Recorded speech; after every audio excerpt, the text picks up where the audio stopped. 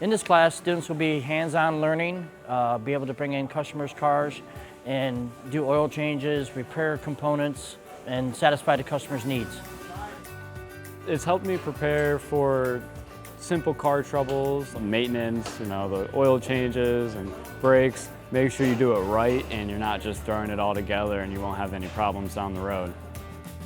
So in my class, students should come in and be able to get an early opportunity to become technicians out there.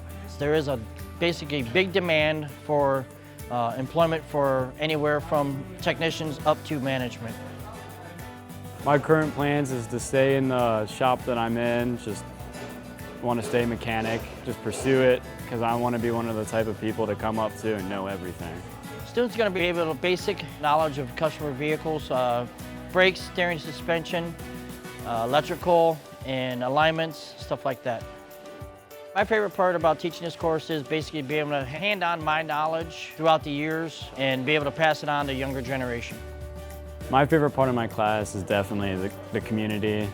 Everyone in here, it's fun to work in and stuff gets done pretty easily and it's easy to contact with everyone and communicate.